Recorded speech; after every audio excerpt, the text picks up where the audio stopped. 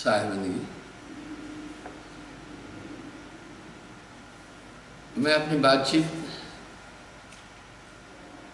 वहीं से शुरू करूंगा जहां कल छोड़ी थी कि इंसान के पास 6 शरीर हैं, अवस्थाएं भी हैं। जिन जिन अवस्थाओं में ये जीव जाता है वहां सब कुछ सच लगता है। ये कौतुक है, ये माया का भ्रम है।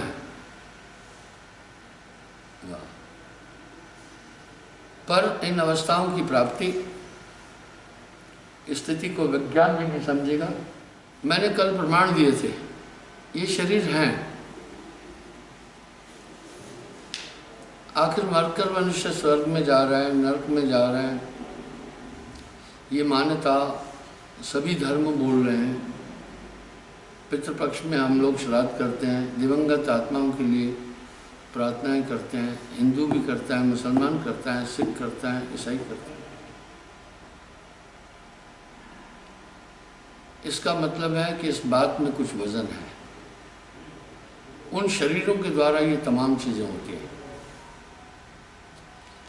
आप कभी कभी सपने में भी देखते हैं क्या बोल रहे हैं, और आप कभी कभी ऐसा भी देखते हैं कि सच में आप उड़ सकते हैं। ऐसी ऐसी किंवदंतियां भी हैं संसार के अंदर।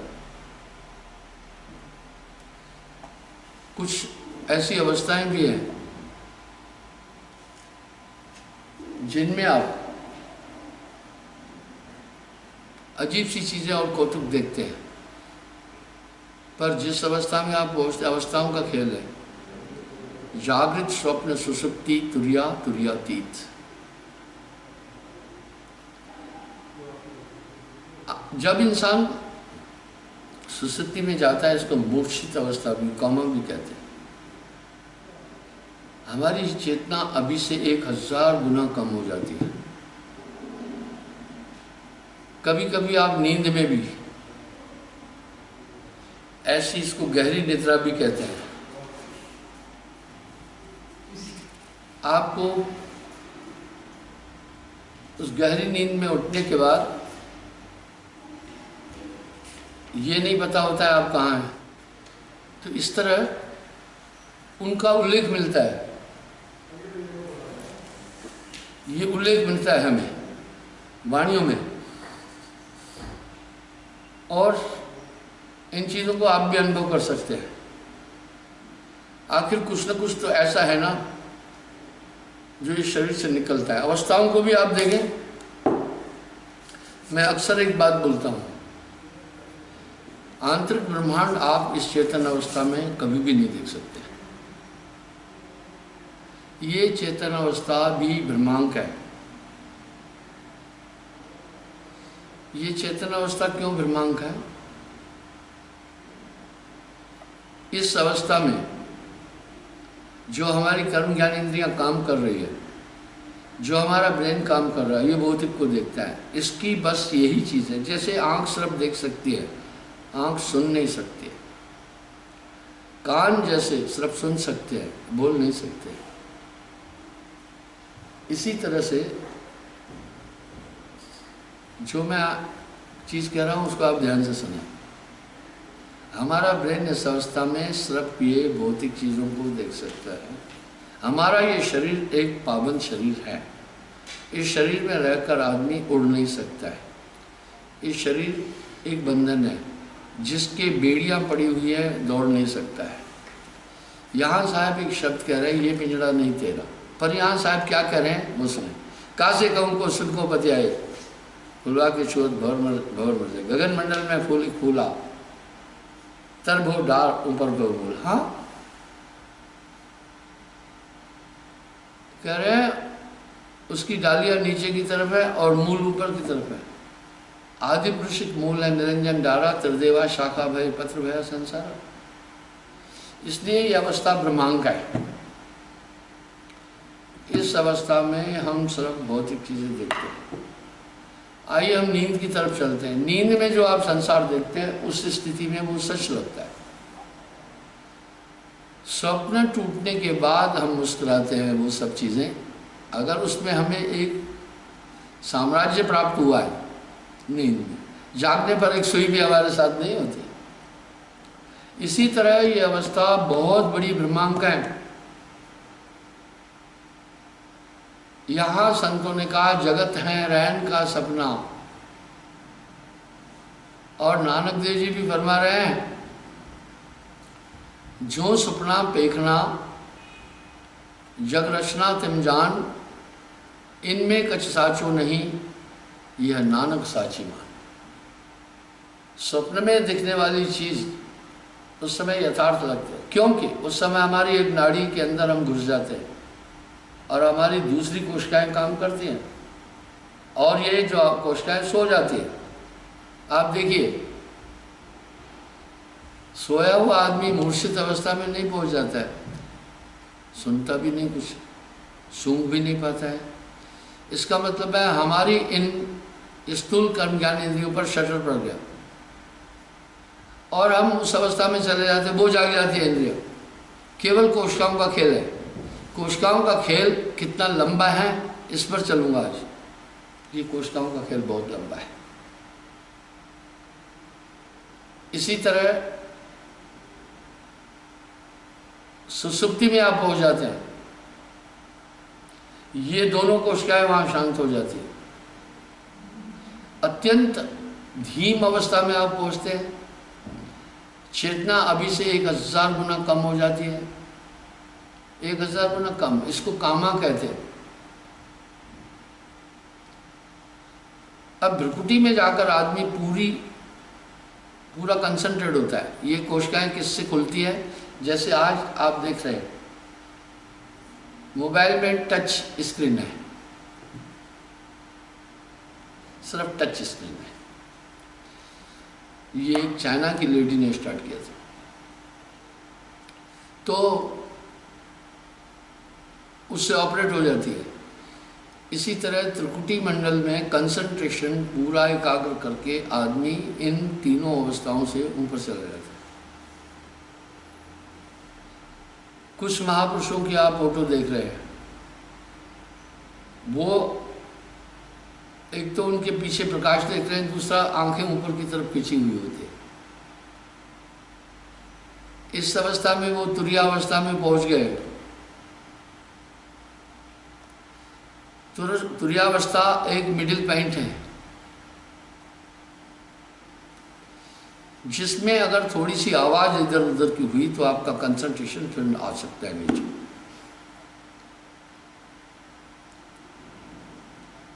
और एक खेल कंसंट्रेशन का मैंने एक एग्जांपल कई बार दिया है सत्संग में।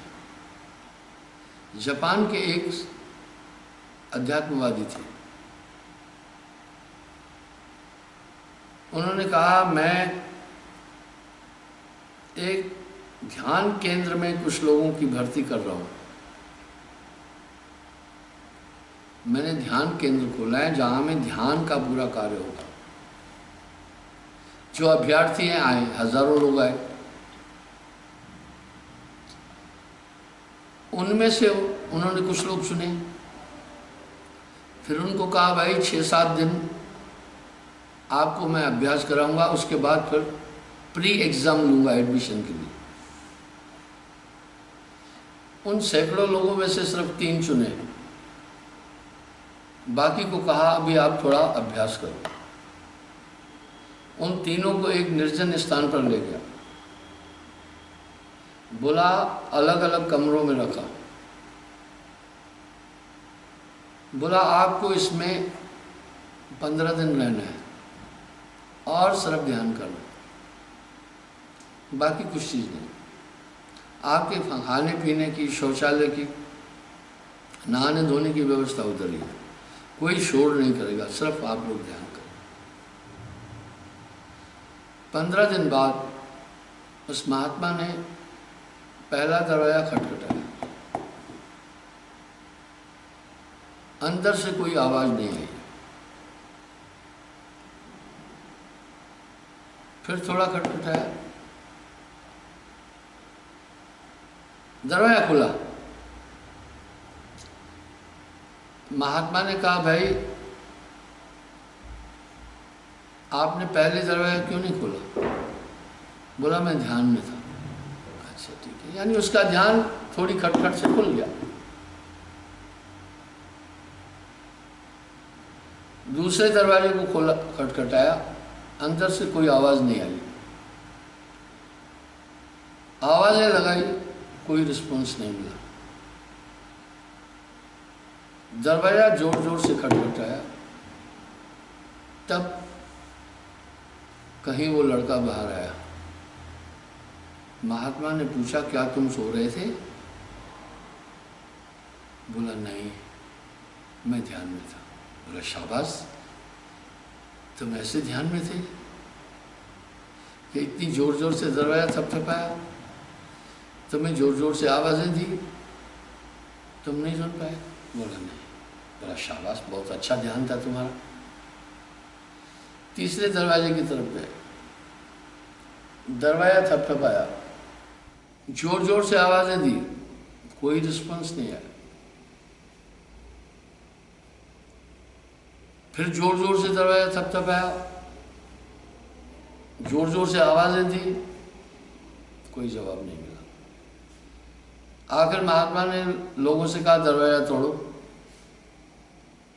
दरवाजा तोड़ा, अंदर वो बैठा था, सोया नहीं था।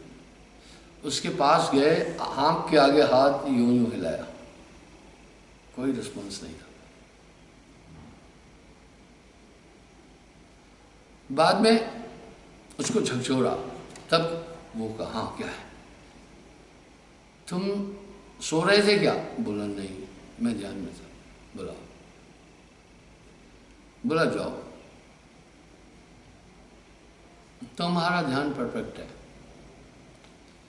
अब तुम दुनिया के किसी भी कोने से बैठकर मुझसे बात कर सकते हो, मैं तुमसे बात कर सकता हूं। अब यहां क्या संदेश मिला? ये कंसंट्रेशन का पूरा खेल था। साहेब भी वाणी में कह रहे हैं, सूरज से देख सकी वह देश। उस अवस्थाओं में ये हमारी पूरी कोशिकाएं सुप्त अवस्था में पहुंच जाती है। ये है तुरिया पद। ये तुरिया पद है, इसको प्रज्ञावस्था भी कह रहे हैं। कुछ लोग अपने नाम के बाद प्रज्ञा लगाते हैं। उसके बाद आती है महाप्रज्ञा, तुर्यातीत। वो एक ऐसी अवस्था पड़ जाती है जिसमें वो पूरा लॉक कर देता है पूरी बॉडी को। इस अवस्था तक योगेश्वर पहुंचते हैं, नॉर्मल नहीं। इसको महाप्रज्ञा भी कहते हैं।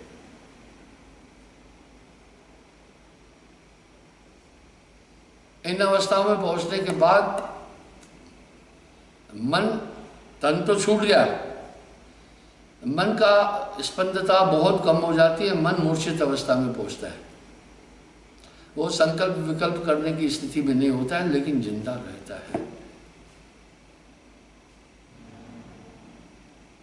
इसका उल्लेख आप सोच सकते हैं क्या वैज्ञानिक। अब यहां मैं आपको एक एग्जांपल देता हूं। जितने भी काम हम दुनिया में कर रहे हैं सब कंसंट्रेशन से होते हैं। न्यूटन की बात लें, जब न्यूटन खगोल की रिसर्च कर रहा था, कितना कंसंट्रेट था। एक स्त्री आती थी, उसके टेबल पर चाय रखती थी, भोजन रख देती थी, वो इशारा करता रहता। ये सिलसिला बहुत दिन तक चला। एक दिन उस स्त्री ने न्यूटन से जब कहा जाओ, न्यूटन ने कहा, स्त्री ने कहा न्यूटन से, मैं आपसे कुछ बात करना चाहती हूँ। न्यूटन ने क्या बात है पूछा, तुम कौन हो? बोला, हाँ लो, मैं आपकी स्त्री हूँ। न्यूटन ने कहा, मैं शादी किया हूँ क्या? बोला, लीजिए। बोला, ओके ओके। बोला, अभी मुझे डिस्टर्ब नहीं करो, मैं अभी व्यस्त हूँ। इसका मतलब है न्यूटन जब इतने गहन शोध में पहुंचा, वो भी एकाग्र हुआ। हम इन स्थूल और सूक्ष्म इंद्रियों से आंतरिक जगत किसी तरह से नहीं देख पाते।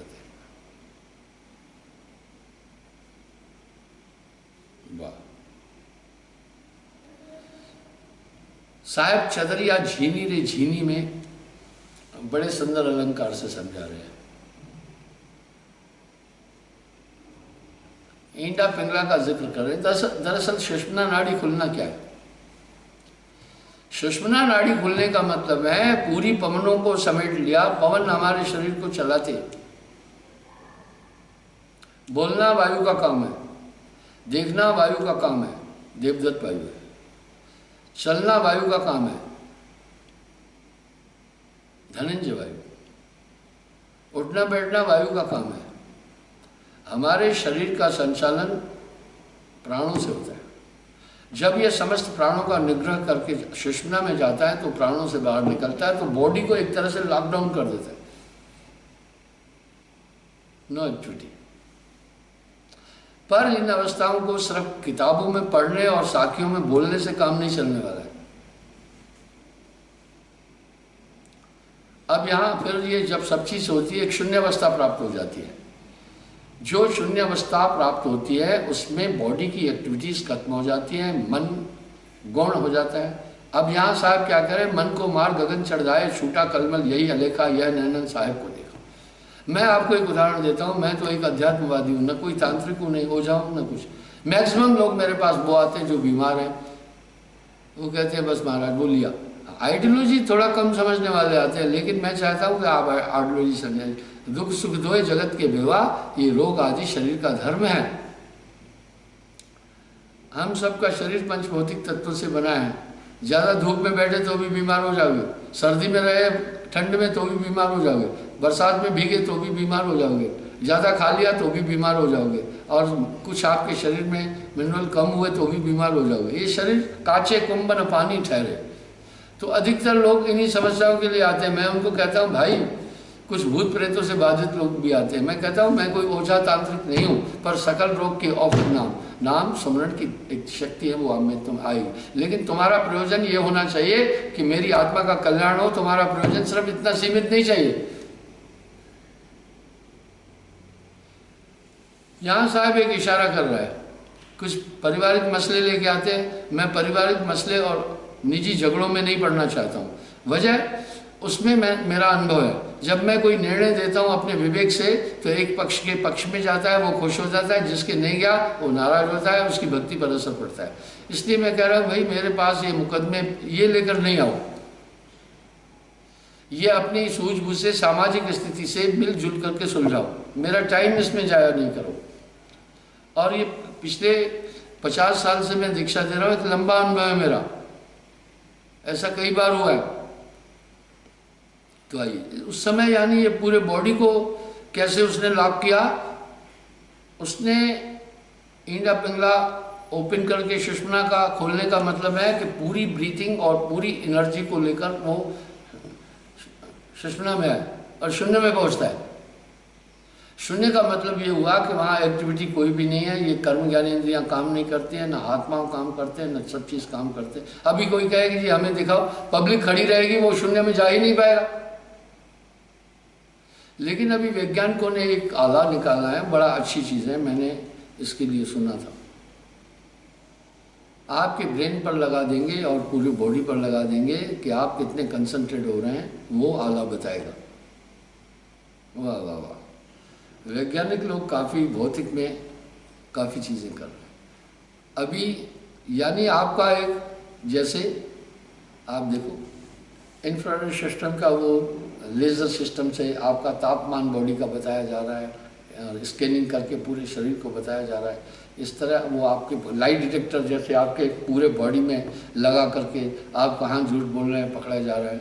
इस तरह ये कोशिकाओं का खेल है। वहाँ ये कोशिकाएँ सब शांत हो जाती है।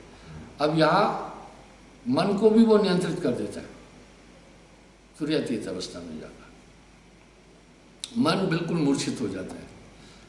अब यहाँ साहब कह रहे हैं, मन को मार गगन चढ़ाए, छूटा कलमल यही अलेखा, यह नैनन साहब को देखा। पर अभी नहीं गुरु का बच्चा, अभी कच्चा नहीं कच्चा। उसके बाद फिर क्या होता है।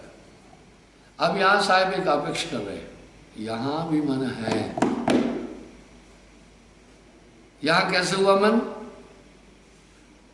इंद्री मन है, तनी मन है। अगर आपको बांध दिया तो आपके पैर नहीं चल सकते, आपका मुंह बांध दिया तो आपका मुंह नहीं बोल नहीं सकता, पर अंदर तो ताकत है ना।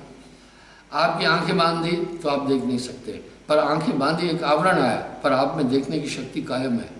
हाथ बांध दिए आप एक्टिविटी नहीं कर पाते। इस तरह मन को मार, यहाँ मन मूर्छित अवस्था में आ जाता है, पर जिंदा होता है। जैसे सर्दियों में ठंड से सांप ऐंठ जाता है तो वो चलता है वक्रावती में। अब ठंडे होने के कारण से, क्योंकि सांप की एक नेचर है, हमारे शरीर का तापमान एक स्थायी है, बाहरी वातावरण इस पर ज़्यादा इफेक्ट नहीं कर पाता है। ये 98.4 रहता ही रहता है, सर्दी में भी रहता है, बर्फ़ में भी रहता है। पर सांप की स्थिति अलग है, वो बाहरी वातावरण से उसकी बॉडी का टेम्परेचर बनेगा। बाहर गर्मी है तो बड़ा उफान भरता है, वो परेशान हो जाता है। बाहर ठंडा है तो उसकी बॉडी सीज हो जाती है, तो वो फिर एक्टिविटी नहीं कर पाता है, पर जिंदा होता है, वो जिंदा होता है। इस तरह शून्य महल की फेरी दी सो वैरागी पक्का। शून्य में जाकर के भी ये मन जिंदा रहता है। अब यहाँ साहब कह रहे हैं, कोई कोई पहुंचा ब्रह्म लोक तक धर्म आया ले आई। कोई कोई पहुंचा ब्रह्म लोक तक धर्म आया ले आई। इसलिए उस दिन भी मैंने वाणी में बताया था कि महात्मा मन से कभी भी ये नहीं सोचता अब मैंने जीत लिया, वो हमेशा चेतन रहता है। इससे हमेशा चेतन रहना।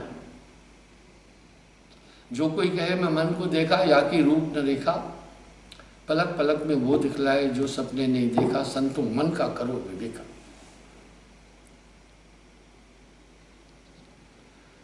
तो बंधुओं, इस तरह उस अवस्था में साहब, अभी यहां साहब अपना संतों की गति उससे ऊपर है। अरे भाई, एक आदमी मिडिल क्लास क्या कह रहे हैं, मिडिल पास है, भागी जाता है। फिर हायर सेकेंडरी कर लेता है, कह रहे भाई हायर सेकेंडरी +2 हो गया, आगे जाता है। फिर डिग्री हासिल करता है, ग्रेजुएट होता है, फिर आगे जाता है यूनिवर्सिटी में, फिर रिसर्च करता है। वाह, इस तरह क्यों साहब कह रहे हैं कि पलटू साहब 33 कोटि देव सन से सभी डरते। दरअसल इन अवस्थाओं तक, तुर्यातीत तक तो योगेश्वर जा पाते हैं, बहुत मुश्किल है।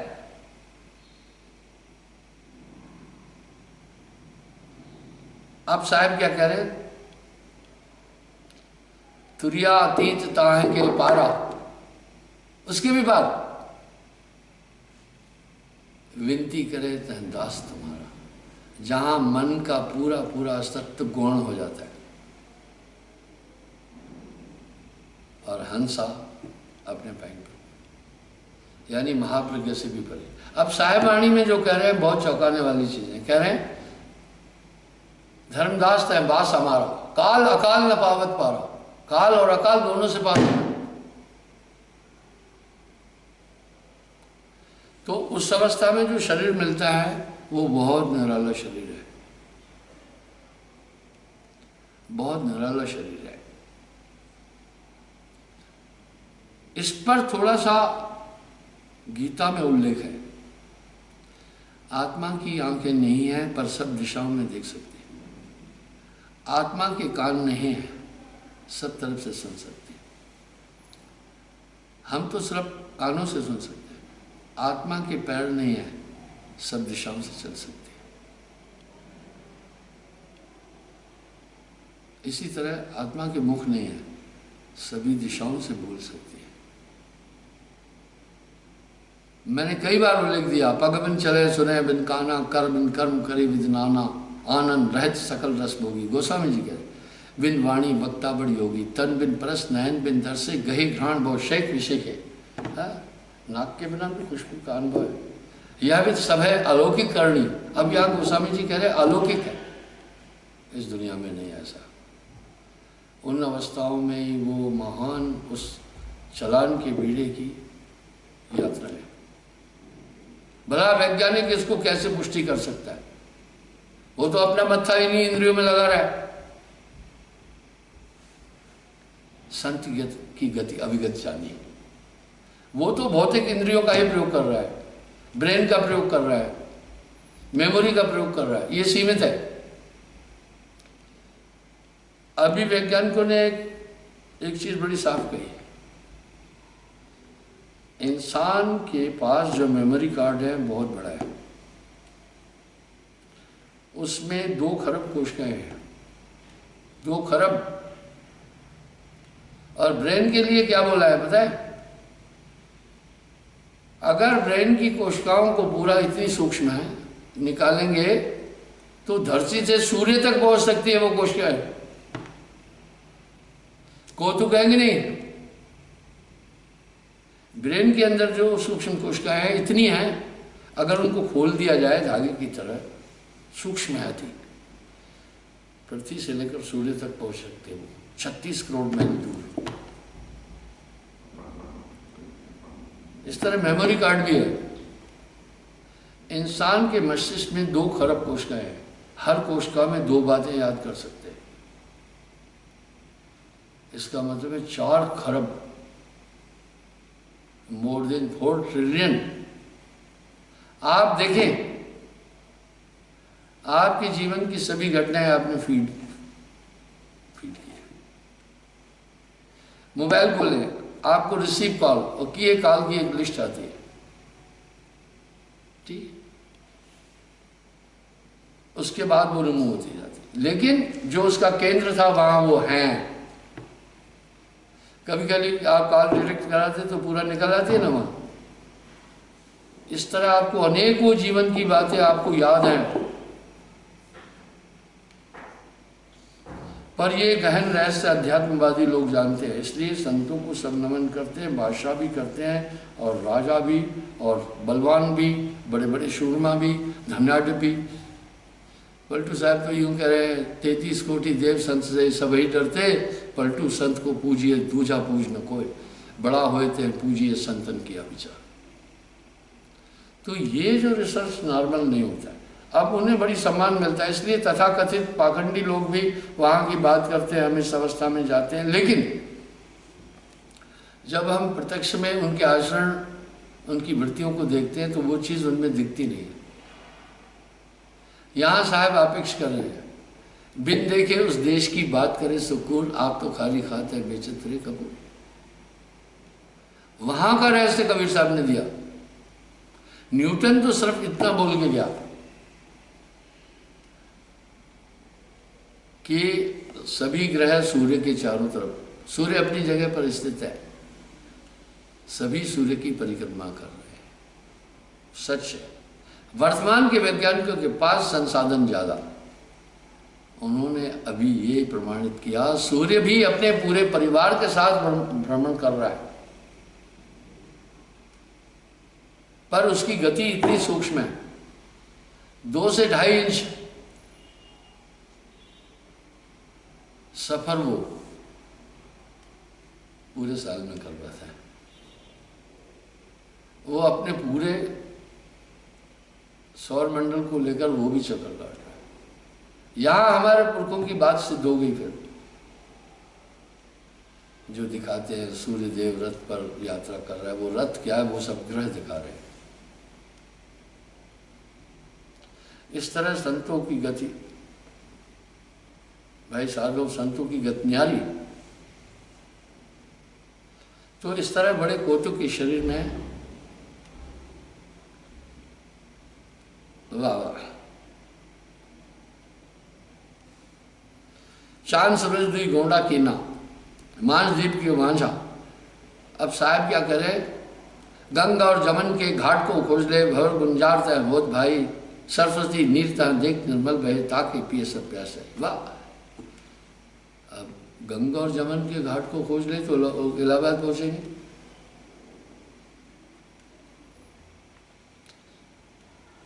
कह रहे हैं सरस्वती नीरता देख निर्मल बहे, ताके पिए सब प्यास है। मैंने इसका उल्लेख भी कई बार किया। तो बंधुओं, इस प्रकार से अध्यात्म जगत यथार्थ है, इसकी पुष्टि सब संतों ने की है, और इसका रहस्य पहले तुर्यातीत ताहे के बार ये कबीर साहब लगे। आपको एक कौतुक बताता हूँ। अगर संतों की जीवनी की तरफ देखेंगे, उनका बहुत बड़ा अध्ययन ही नहीं रहा है। गोस्वामी तुलसीदास जी बहुत बड़े नहीं पढ़े थे। कबीर साहब तो कह रहे हैं मस कागज में छू नहीं पढ़े थे। लेकिन कबीर एक को जानिया तो जाना सब जान, कबीर एक ने जानिया तो जाना सब जान। उस एक को जानने के बाद कुछ जानना बाकी नहीं रहता। इस तरह वैज्ञानिकों की तरफ भी आप देखेंगे तो कोपरनिकस ग्रेजुएट था, बाकी कोई भी वैज्ञानिक इतना बड़ा शिक्षित नहीं था। मैं शिक्षा के खिलाफ नहीं हूँ, ये एक अंतर अनुभूतियाँ की उन्होंने। तो भाइयों, ये काया है समृद्ध केरी, काया की गत काहु लहरी। साहब अगर इन वाणियों में कह रहा है कि इस काया में सब कुछ बड़ा बड़ा है, और हमारा वेद भी कह रहा है, ये पिंडे स ब्रह्मंडेश, खेल ब्रह्मांड का पिंड में देखिए आज जगत की भ्रमणा दूर भागी, 12 भीतरा एक आकाशवत सृष्टि जाएगा। इसलिए इस चीज़ को आप ध्यान दें और ध्यान में ज़रूर बैठे, बनत बनत बन जाए। मैक्सिमम मेरे पास लोग आते हैं, मैं 1 घंटा पहले लोगों को टाइम देता था कि अपनी अपनी बात को, उस 1 घंटे के टाइम में कोई एक आदमी अध्यात्म की बात नहीं करता था। समस्या है ये संसार तन धर चुकिया, कोई ने देखा, जो देखा वो दुखिया, वाटे वाट हर कोई दुखिया, क्या तपसी क्या वैरागी। ये समस्याएं आती रहती हैं। अपना ध्यान बस उस तरफ, ज़्यादा इन पर चिंतन करोगे तो फिर आप अवसाद में चले जाएंगे। मैं आपको एक बात बताना चाहता हूँ, आप सुने। ग्लोबल वार्मिंग का असर इंसान पर बहुत पड़ा है। अभी वैज्ञानिक लोग कह रहे हैं इसका असर नारी पर बहुत तगड़ा पड़ा। पहली बात, मिसकैरेज इतने पहले नहीं होते थे, बहुत होने लगे, बहुत होने लगे। ये ग्लोबल वार्मिंग के कारण स्त्री की जन्य इंद्री फैलने लग गई है। फिर मनुष्य शंका करता है, पुरुष का पौरुषत्व कम होने लगा है। अब वो कह रहे हैं अगर यही गति रही प्रदूषण की तो आगे चलकर पुरुष संतान उत्पन्न करने के योग्य नहीं रहेगा। तो वातावरण की तरफ भी हम सबका ध्यान देना होगा, सब लोग जागरूक हों, बहुत जरूरी है। मैं आपको बात बताता हूँ, मैं पहले भी कभी किसी से हाथ नहीं मिलाता, किसी को गले नहीं लगाता। नेचुरल मैं किसी से हाथ नहीं मिलाता। मुझे पता है इस हाथ के अंदर बहुत बीमारियां हैं। हमारे बॉडी के जितने पॉकेट्स हैं वो अद्रव पदार्थ है, वो हाथ और पांव से निकलते हैं। भूल कर किसी का जूता नहीं पहनना, आप किसी का कपड़ा नहीं पहनना। हर एक आदमी के शरीर की वृत्ति अलग है। इस तरह अगर आपकी हथेली एक्स्ट्रा रेड है तो आप you are suffering from liver problem. अगर आपकी हथेली में पसीना आ रहा है तो आपको बीपी हो सकती है, आपको हार्ट की प्रॉब्लम हो सकती है। इसलिए पहले नजरिया वेद थे, नाड़िया वेद थे, वो स्किन को देख कर के डिजीज बताते थे। अगर आपके हाथ बहुत वाइट हैं तो आप एनेमिक हैं।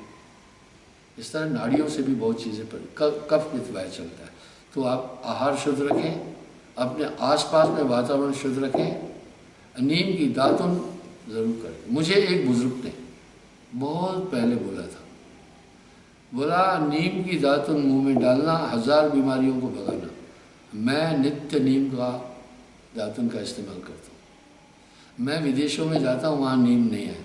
यहाँ से 8-10 दातुन पॉलीथीन में लपेट कर ताकि उनके अंदर का वो न हो, और वहाँ भी मैं दातुन करता हूँ। आप नीम के दातुन को करें, बहुत गुणकारी है। मेरा एक चैलेंज है, जिन लोगों के मुंह से बदबू आती है 7 दिन नीम का दातुन करें, बदबू नहीं आएगी। तो कुछ ऐसी प्राकृतिक चीज़ें भी हैं जिनको हम सेवन करें।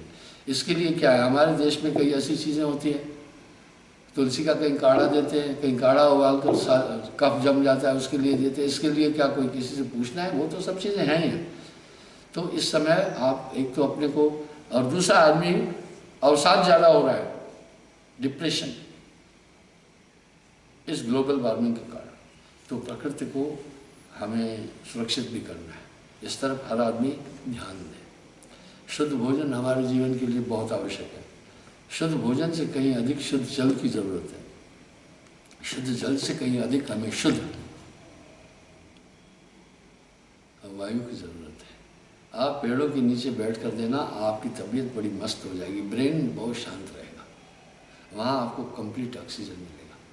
इसलिए मैं एक बात कहता हूँ, मैं हर आश्रम में पेड़ों का झुरमुट लगाता हूँ, घमंड से नहीं कर रहा हूँ। मैंने जितने पेड़ लगाए दुनिया में शायद कोई माली नहीं लगाया होगा। मैंने करीब 1 लाख पौधे लगाए अपने जीवन में। एक पेड़ अपने जीवन काल में 7 लाख से 12 लाख रुपए तक का ऑक्सीजन आपको प्रोवाइड करता है। जहाँ पेड़ नहीं होंगे ज़मीन बंजर हो जाएगी। अपने आसपास पेड़ों को जरूर लगाएं और प्रदूषण को रोकें, साथ में अपना साफ सफाई का इस्तेमाल करें। मैं उदाहरण देता हूँ, आप देख रहे हैं हैंड सैनिटाइजर, मैंने छोटी बोतल, बड़ी बोतल है मेरे पास, ये जैसे ख़त्म हो जाती है इसमें दोबारा फिलिंग कर लेता हूँ, क्योंकि बड़ी बोतल सस्ती पड़ती है और मैं हमेशा अपनी जेब में ये भी रखता हूँ। सोशल डिस्टेंस भी बनाएं। देश में कोरोना वायरस इस समय जोर से फैल रहा है और इससे अगर टेस्ट पूरा कराया जाएगा तो वर्ल्ड में सबसे ज़्यादा कोरोना इफेक्टेड लोग भारत में मिल जाएंगे। रिजल्ट आ रहा है, टेस्ट में लगभग 20% लोग कोरोना इफेक्टेड दिल्ली में निकल रहे हैं। ये तो टेस्ट नहीं हो रहा है, नहीं समझ में आ रहा है, अलग अलग चीज़ें हैं, पर आप सोशल डिस्टेंस ज़रूर बना के रखें और सुमरन करना, तो अवसाद से बच जाओगे। छोटी छोटी चीज़ों की टेंशन अपने जीवन में मत लेना। फिक्र को धुएं में उड़ाता चला गया, इस तरह जीना। कल पुनः मैं, आज पूरी बात नहीं हुई है इन शरीरों पर, ये काफ़ी लंबा मसला है, कल मैं पुनः यहीं से प्रारंभ करूँगा साहिब।